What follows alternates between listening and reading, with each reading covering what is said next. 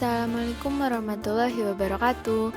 Nama saya Risha Putri Aryan dari kelas 11 IPA 1. Hari ini saya ingin membicarakan tentang larutan asam dan basa, tapi melalui latihan 5.1.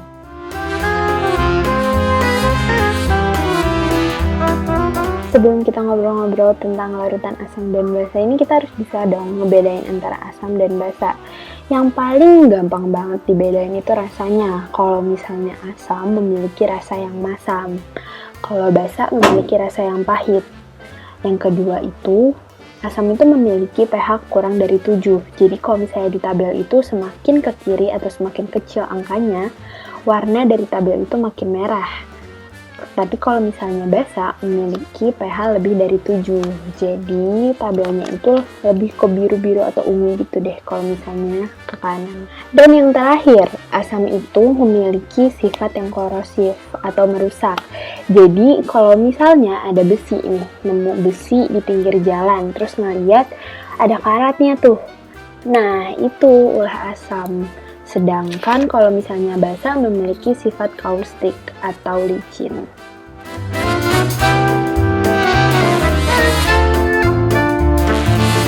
Teman-teman pada tahu nggak sih indikator asam basa tuh?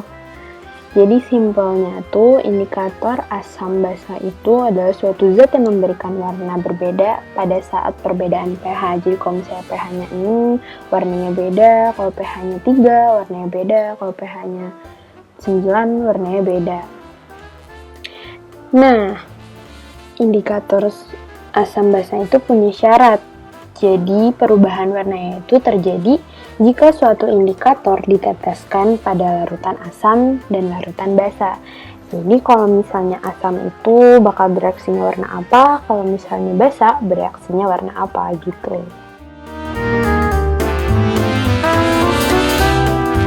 Di sini ada 5 contoh indikator asam basa dari bahan alami.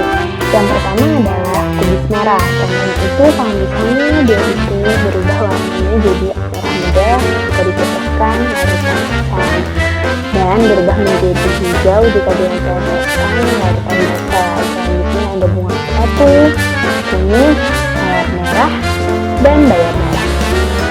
Sekarang kita mencoba membedakan asam dan basa menurut Arrhenius. Jadi, kalau menurut Arrhenius, asam itu adalah zat yang menghasilkan ion H+ dalam larutannya, dan basa zat yang menghasilkan ion OH- dalam larutannya. Ini adalah contoh dari asam dan basa menurut Arrhenius.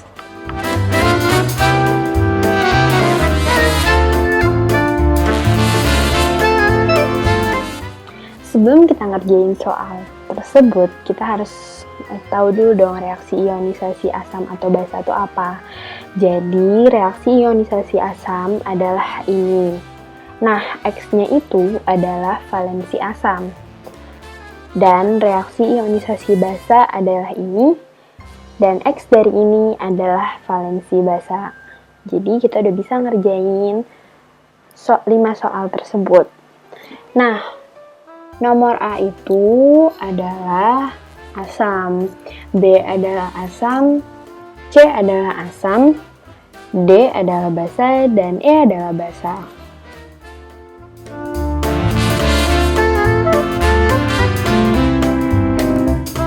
Tadi kita udah tahu kan asam dan basa menurut teori Arrhenius. Jadi asamnya itu dibagi lagi menjadi asam lemah dan juga asam kuat. Asam kuat adalah seluruh molekul yang terdisosiasi secara sempurna, menghasilkan ion H maksimal. Sedangkan asam lemah itu hanya sebagian molekul yang terdisosiasi, jadi menghasilkan ion H+ sedikit.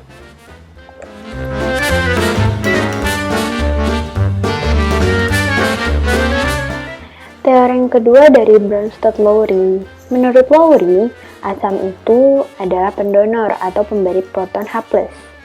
Jadi asam itu memiliki H+ yang melimpah ruah yang dapat dia bagikan ke orang-orang gitu deh.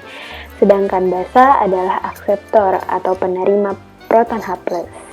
Basa itu membutuhkan H+ dari asam yang melimpah ruah. Jadi biasanya basa itu disebut miskin akan H+.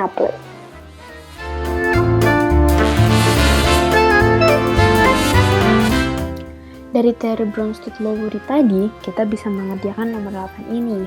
Contohnya ini nomor 8A. H2O ditambah NH3 disetimbangkan dengan NH4+ ditambah OH-. H2O itu memiliki H2, sedangkan OH- memiliki H1. Jadi, H2O menyumbangkan 1H ke OH-, sehingga hanya berkurang kan? Jadinya H2O adalah asam dan OH- adalah basa konjugasi. Yang kedua ini adalah NH3. NH3 itu berperan sebagai basa dan NH4 adalah asam konjugasi. Jadi NH3 itu miskin akan H dan ditambahkan oleh asam sehingga menjadi NH4. Jadi hanya bertambah kan?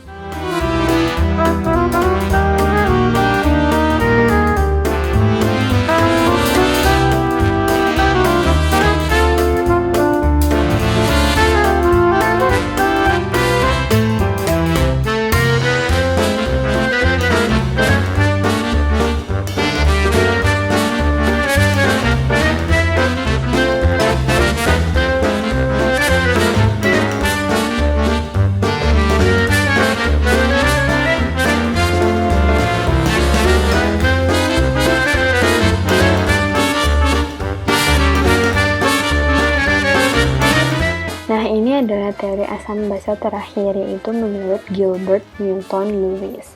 Menurut Lewis, asam adalah zat yang menerima atau akseptor, sedangkan basa adalah zat yang memberi atau donor.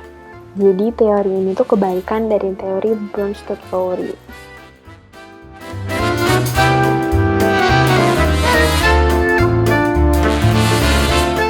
Dari 3 teori tadi, pasti ada kelebihannya masing-masing kan.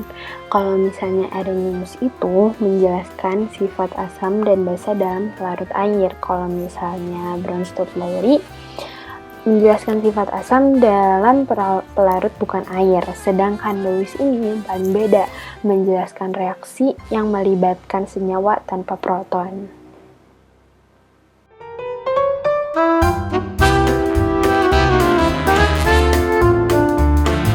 Karena tadi di nomor 8 kita udah ngebedain antara asam basa serta asam basa konjugasi, kita cobain lagi nih.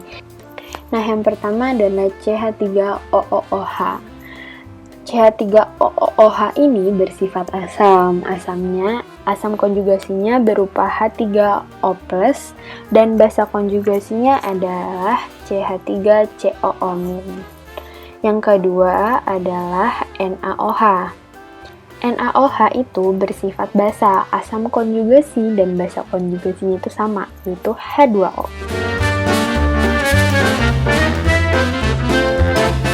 Nah, yang kita bahas sekarang ini unik nih, karena H2PO4- itu bisa berubah menjadi asam atau basa jika dilarutkan di dalam air. Karena kalau di persamaan ini, dia bisa berubah menjadi asam, sedangkan di persamaan ini dia bisa berubah menjadi basa.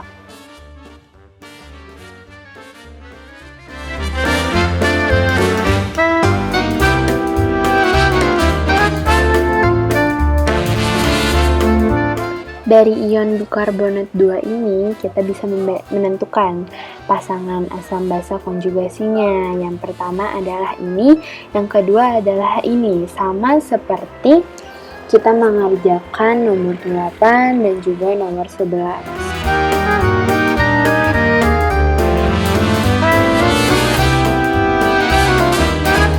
Tadi kan kita udah ngebahas tentang teori asam basa Lewis kan. Kita coba praktekin nih. Kalau misalnya di persamaan CO2 ditambah H2O disetimbangkan menjadi H2CO3 dapat digambarkan seperti ini.